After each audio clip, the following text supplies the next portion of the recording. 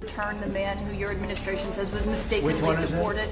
The man who was mistakenly deported to El Salvador? Well, let me ask Pam, would you answer that question? Sure, President. First and foremost, he was illegally in our country. He had been illegally in our country. And in 2019, two courts, an immigration court and an appellate immigration court, ruled that he was a member of MS-13. It was supposed to be just another press conference, the kind journalists attend every week, full of political talk, handshakes, and sound bites. But this turned into a public meltdown for CNN's Kaitlan Collins, and what viewers saw on live TV left everyone shocked. Kaitlan Collins, a familiar face on cable news, approached the microphone with confidence. She had a question prepared, a bold one, but the way things unfolded made it clear she wasn't prepared for what would happen next. This wasn't just another day covering politics. This became the moment her question backfired so hard, it echoed across the internet, trending within minutes. Standing in front of her were two powerful figures, Donald Trump, the former US president, and Nayib Bukele, the current president of El Salvador, both known for their direct and often unfiltered styles.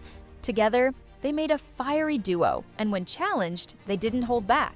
Kaitlan's attempt to corner them about a deportation issue spiraled into a complete disaster for her and CNN.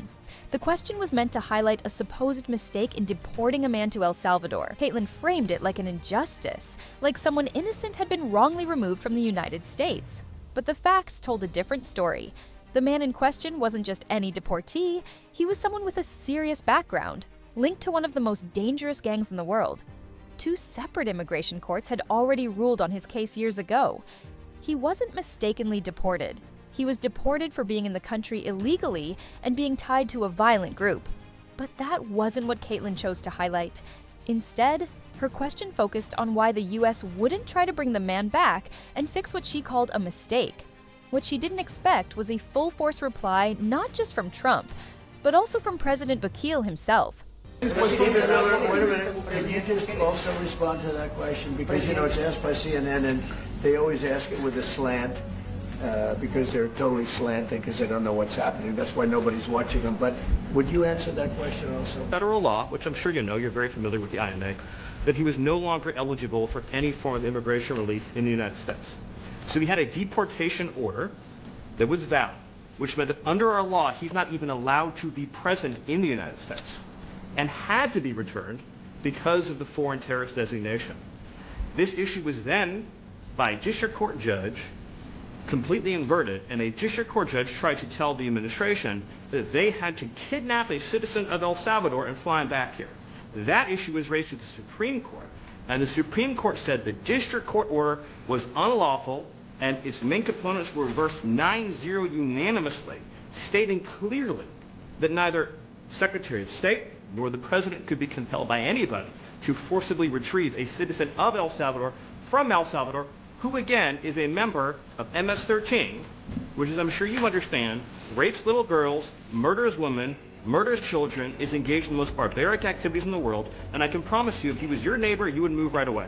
And after the Trump administration was done roasting her, the president of El Salvador piled on, saying the question was preposterous. Can President Bukele weigh in on this? Do you plan to return him? Well, I guess, suppose you guys suggested that I smuggle terrorists into the United States, right? It's always how can I smuggle? How can I return him to the United States? Like I smuggle him into the United States, or whether of course I'm not going to do it. It's like, I mean, the question is preposterous. How can I smuggle a terrorist into the United States? I don't have the power to return him to the United States. But you can release him inside El Salvador. Yeah, but I'm not releasing. I mean, we're not very fond of releasing terrorists into our country. I mean, we just turned the murder capital of the world into the safest country of the Western Hemisphere, and you want us to go back into the releasing criminals so we can go back to being the murder capital of the world? And that's not going to happen. Within seconds, Kaitlan's narrative crumbled. Trump's team explained that the deportation was legal and backed by court decisions and national security policies. They also reminded everyone that the U.S. Supreme Court had ruled overwhelmingly in favor of the government's handling of the case. Kaitlan was pushing a story that had already been shut down at the highest legal level. The court made it clear there was no mistake, and the U.S. had no obligation to retrieve a foreign national tied to a gang classified as a terrorist organization. The response was sharp, factual, and delivered with intensity.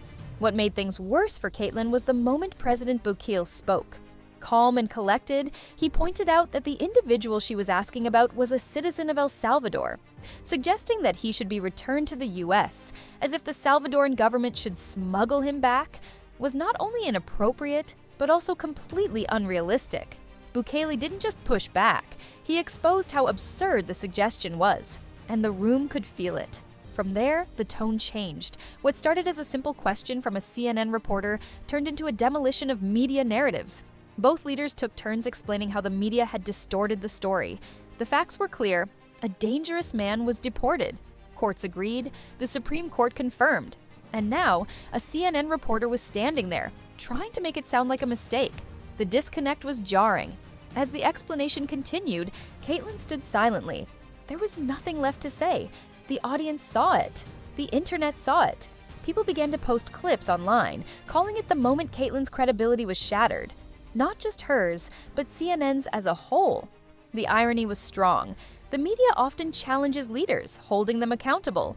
But this time, it was the leaders holding the media accountable on live TV. Trump, known for his battles with the press, didn't miss a beat. He reminded everyone watching that the media doesn't always get it right, and that sometimes they push a story even when the facts are against them. Bukele, too, drove home the point that his country wasn't about to release criminals just to satisfy American political debates. The entire exchange became a masterclass in how a poorly framed question can completely backfire. It wasn't just that Kaitlan got fact-checked, it was the way it happened. Calm, authoritative, and unshakable. The contrast was brutal. On one side, seasoned leaders delivering detailed explanations. On the other side, a reporter stuck on a point already defeated in court. By the end of the press conference, it was clear who had won. Viewers across the country were already sharing their opinions. Many felt embarrassed on Kaitlan's behalf. Some wondered why a major network would keep promoting a story already legally resolved. Others saw it as yet another example of the media failing to do its homework. This wasn't the first time a media moment had gone wrong, but it was one of the most dramatic. Kaitlan, who had likely hoped to make headlines by challenging two presidents, ended up making headlines for all the wrong reasons. Her question became a meme. Her silence afterward was replayed over and over. Every moment of the awkward exchange was dissected and discussed.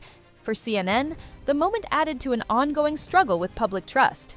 The network has faced criticism in recent years for bias, selective reporting, and pushing certain narratives. This incident didn't help. In fact, it became another example critics used to show how far out of touch some media outlets had become. Even beyond politics, the entire situation reflected a deeper issue: the growing gap between media spin and hard facts. In this case, the facts were undeniable, and when presented, they left no room for debate. The man was not an innocent. He wasn't a victim of broken paperwork.